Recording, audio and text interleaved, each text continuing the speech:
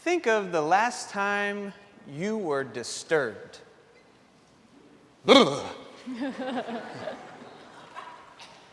What was it? Who was it that caused the disturbance?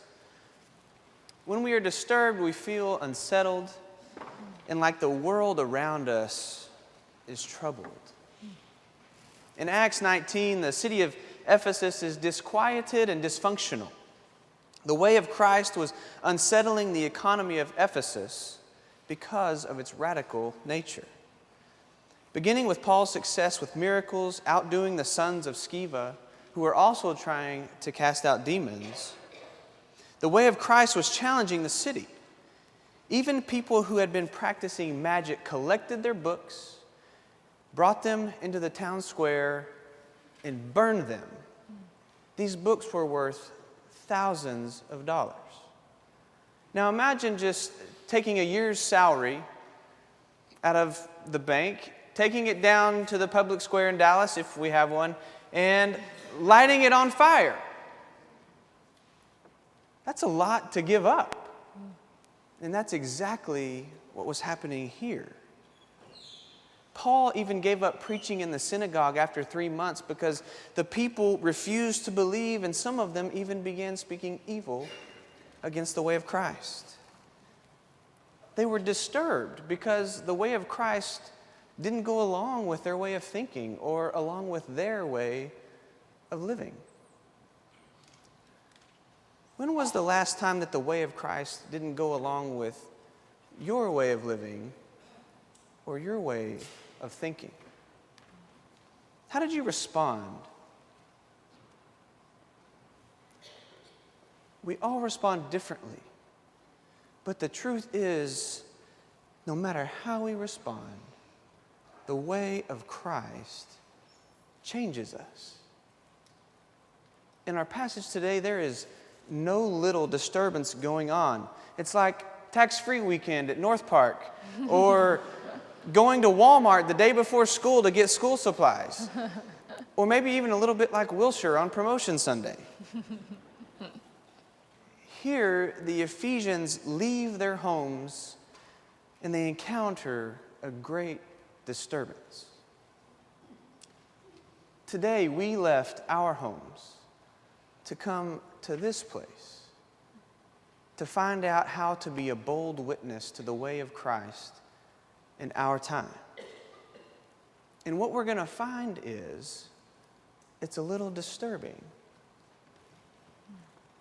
And that in order to do that, we must first be disturbed, for the way of Christ disturbs powers in this world. Reading from Acts chapter 19. About that time, no little disturbance broke out concerning the way. A man named Demetrius, a silversmith who made silver shrines of Artemis, brought no little business to the artisans. These he gathered together with the workers of the same trade and said, "Men, you know that we get our wealth from this business. You also see and hear that not only in Ephesus, but also almost the whole of Asia, this Paul has persuaded and drawn away a considerable number of people by saying that gods made with hands are not gods. And there is danger not only that this trade of ours may come into disrepute, but also that the temple of the great goddess Artemis will be scorned, and she will be deprived of her majesty that brought all Asia and the world to worship her."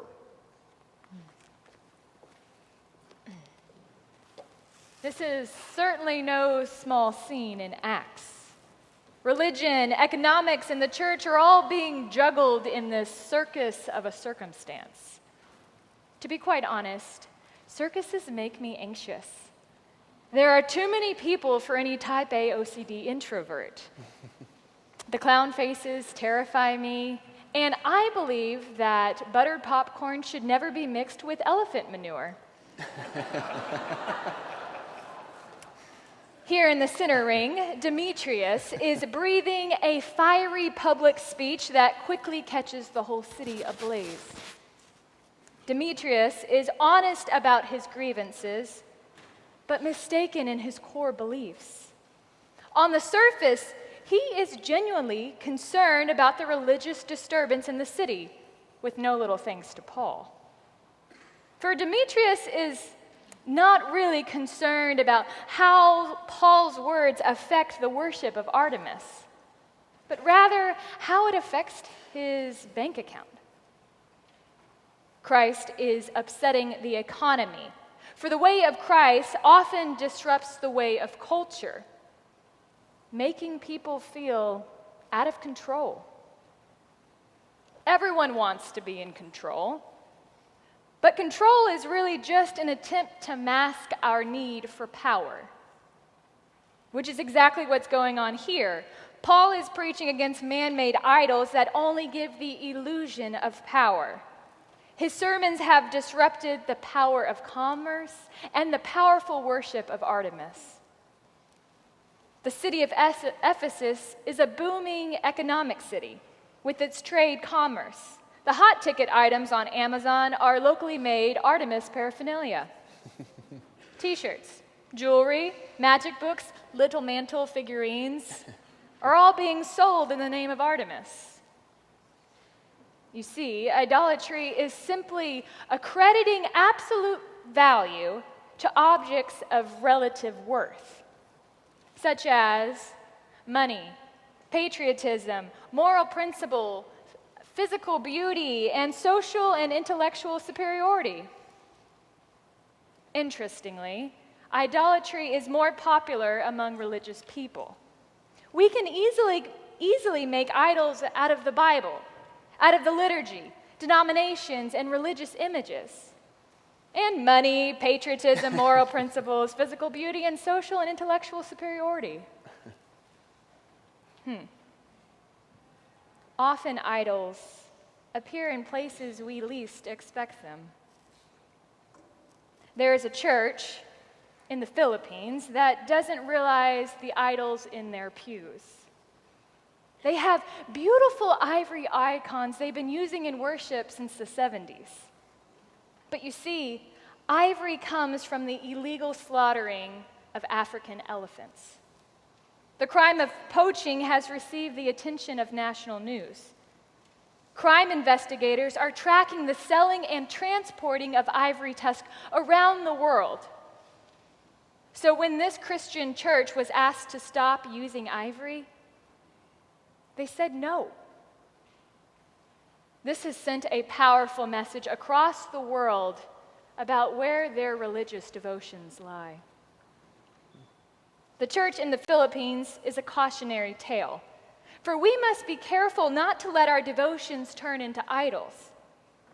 Oftentimes we think we have power over our idols, when in fact our idols have power over us. We may not bring ivory icons to worship on Sundays, but we do bring our iPhones. So iPhones may hit a little too close to home, so let's talk about something else.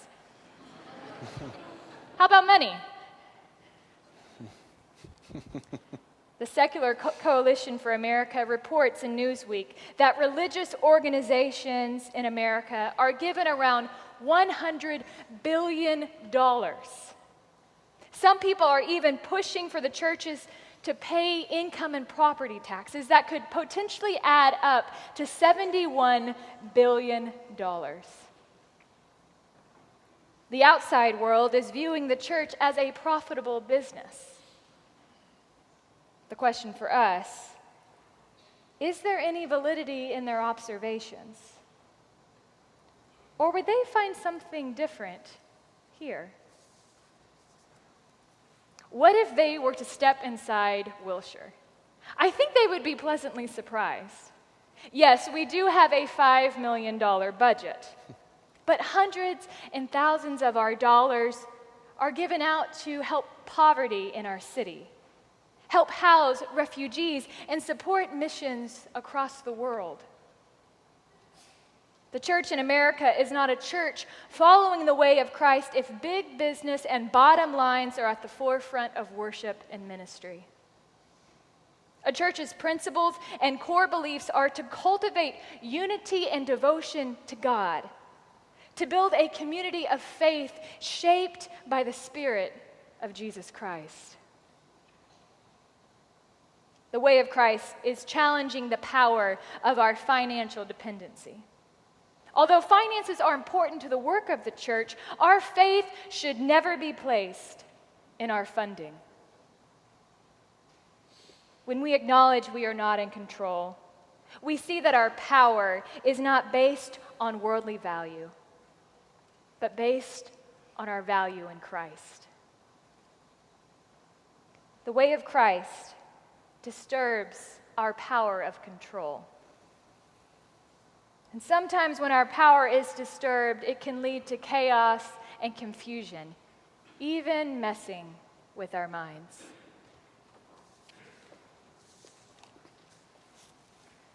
When they heard this, they were enraged and shouted, "Great is Artemis of the Ephesians!" The city was filled with the confusion, and people rushed together to the theater, dragging with them Gaius and Aristarchus, Macedonians, who were Paul's travel companions. Paul wished to go into the crowd, but the disciples would not let him. Even some of the officials of the province of Asia, who were friendly to him, sent him a message urging him not to venture into the theater. Meanwhile, some were shouting one thing, some another, for the assembly was in confusion, and most of them did not know why they had come together. Some of the crowd gave instructions to Alexander, whom the Jews had pushed forward, and Alexander motioned for silence and tried to make a defense before the people. But when they recognized that he was a Jew, for about 2 hours, all of them shouted in unison, "Great is Artemis of the Ephesians!" What in the name of Artemis is going on here? I'm not sure. She's not sure. I don't know that you're sure, and these people definitely didn't have a clue either. Have you ever noticed that a person can be smart, but people are often stupid? A few people were upset with Paul, so they start a riot. Some people yelled one thing, some another. Turns out most of them didn't even know why they were there in the first place. At least they were on the same page. Isn't the power of the crowd perplexing? A couple of years ago, ABC Network put this to the test. They wanted to explore the power of the crowd, and so they formed this show called Would You Fall for That? In the show, they take psychological experiments out of the classroom and into the public to see if people would go along with the crowd or if they would act independently and individually. In one particular episode, they begin in an elevator.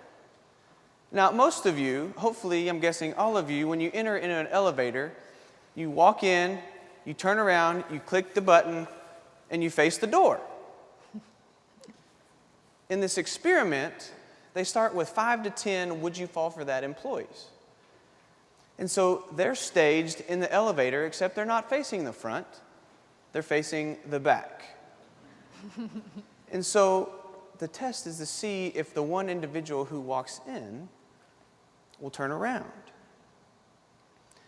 To my surprise, the first girl walks into the elevator and never says a word. She stands casually against the wall. As the elevator goes up each floor, some of the employees get off, some other employees get on and immediately face the back. This girl doesn't have a clue what's going on. So up and up and up, and with each step, she turns and turns and turns before ding, ding, ding, she's all the way around facing the back. The show ran a few more clips, and not everybody fell for it, but a lot of them did. As one woman was being interviewed about why she gave in, she said, "I felt like that y'all knew something that I didn't know."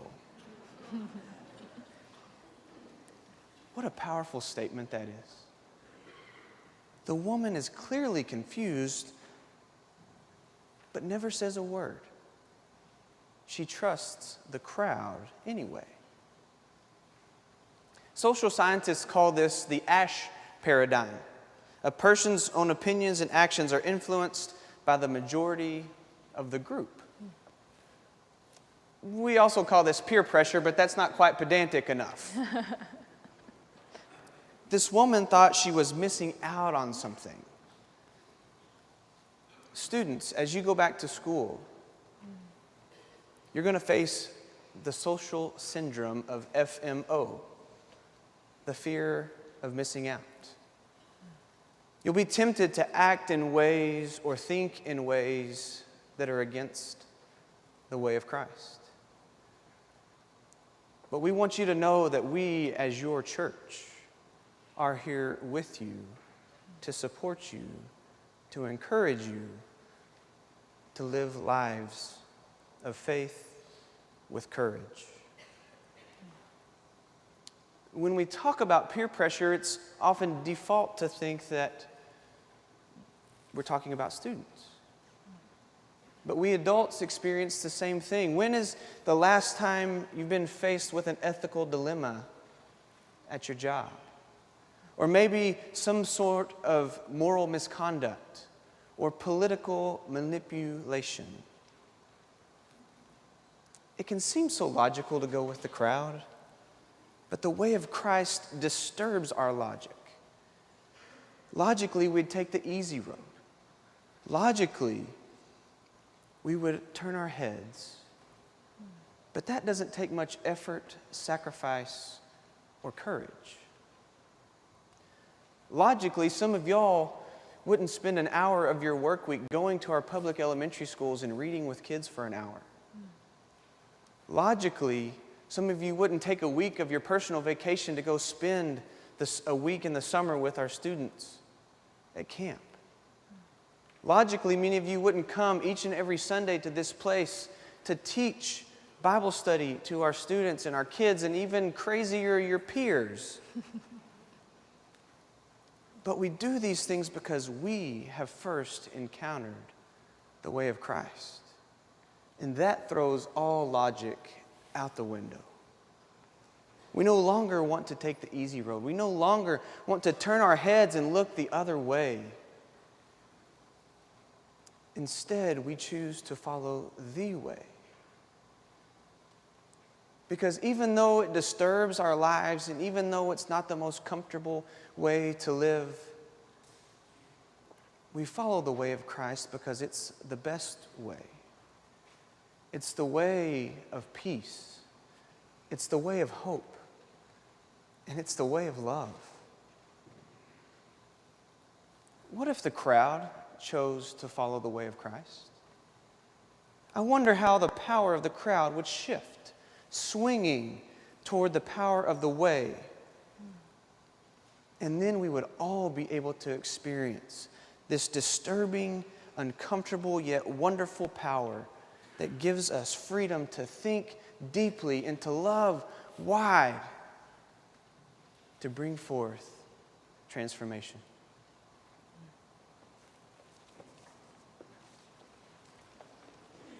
But when the town clerk had quieted the crowd, he said, "Citizens of Ephesus, who is there that does not know that the city of the Ephesians is the temple keeper of the great Artemis and of the statue that fell from heaven? Since these things cannot be denied, you ought to be quiet and do nothing rash. You have brought these men here who are neither temple robbers nor blasphemers of our goddess. If therefore Demetrius and the artisans with him have a complaint against anyone, the courts are open, and there are proconsuls. Let them bring charges there against one another. If there is anything further you want to know, it must be settled in the regular assembly. For we are in danger of being charged with rioting today, since there is no cause that we can give to justify this commotion." When he had said this, he dismissed the assembly. Great. Another speech from another politician. Why couldn't we hear from a preacher like Paul? Perhaps it has something to do with Paul's physical appearance. One 2nd century description of Paul describes Paul as bald-headed, bow-legged, and big-nosed. Not exactly someone you would elect as a public official. But let's not discount all politicians. For there are political figures whose hearts and motives bring forth good in our world. This past week, Jimmy Carter gave a powerful speech after his cancer diagnosis. He reflected on a few regretful decisions he made as president, on how he still wants to be involved with Habitat for Humanity, and his hope that the last deadly Guinea virus dies before he dies. The speech was all about his humanity touching our humanity. That's exactly what the town clerk does. He reminds the people of their humanity, the humanity that they were about to lose by wrongly accusing Paul and the church. We must be cautious accusing others, for we may end up being the accused. For the way of Christ is a mirror we carry with us on the journey. Jesus came into the world as a human, redeeming our humanity, reflecting to us the love of God and how we were created with that same love in our beings. This holy mirror is always asking us to look deep within ourselves before we look deep within others. This reflective process with Christ is the most disturbing part. It is the thorn in our side, reminding us that we are not in control, reminding us that the power we grasp onto is only an illusion. Then the logic of the world lodged in our brains begins rattling to pieces. This is the transformative, troubling process of discovering the way of Christ in our time. For it silences preachers. It even encourages politicians to speak truth at the risk of not being reelected. And if you let it, the way of Christ is a disturbing power that will change your life forever. Amen.